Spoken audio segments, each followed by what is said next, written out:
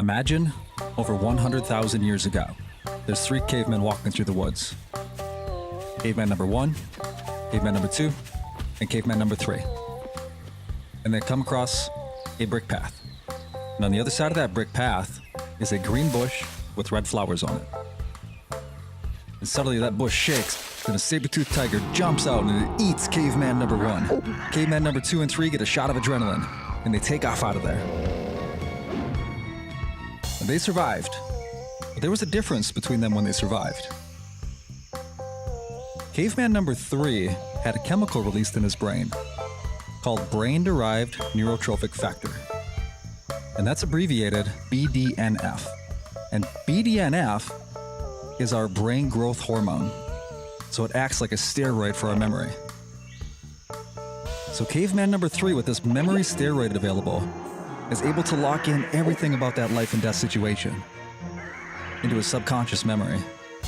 Meanwhile, caveman number 2 did not have BDNF. He's going to remember that situation like he remembers breakfast in the morning. So if we picture 5 years down the road, caveman number 2 and 3 are walking through the woods again, and they come across a brick path. And neither one of them relates this brick path to a life and death situation 5 years ago in their human thinking brain.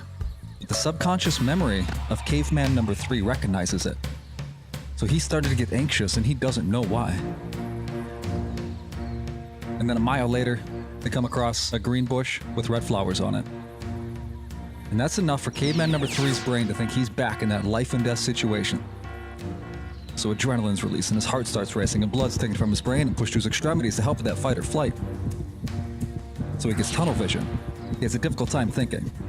His body's shaking from the sugars released. He's breathing heavy. He doesn't know what's happening. All of a sudden he has these superhuman powers.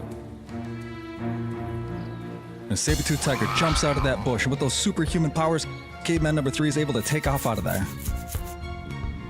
Meanwhile, caveman number 2 is standing there thinking, what the heck's going on? He gets eaten by that saber-toothed tiger.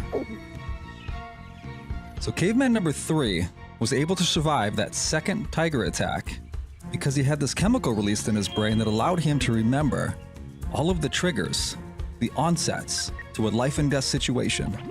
So his body could prepare for it before his human thinking brain knew what was happening. And that is an awesome thing to have in combat. If we're facing similar traumatic situations over and over, for our bodies to be able to prepare for these life and death situations before our human thinking minds know we're entering them is a wonderful survival mechanism. But the problem can come in if you picture 20 years down the road. Caveman number 3 moves to a new country where there never was a saber-toothed tiger, and he knows it. And one day he's walking through the park with his caveman wife and his caveman kids, pushing his caveman stroller, and they come across a brick path. Now, he's not relating this brick path to life and death 20 years ago in his human thinking brain, but his subconscious memory recognizes it. He's starting to get anxious, and he doesn't know why. And then a mile later, they come across a green bush. And just that bush being green might be enough for his brain to think he's entering another life and death situation.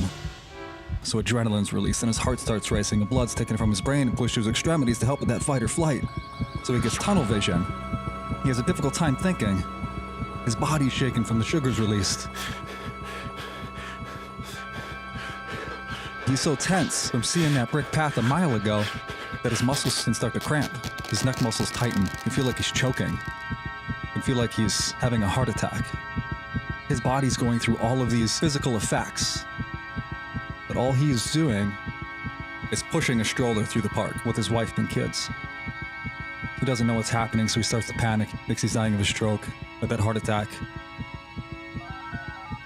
And that's what's called a panic attack.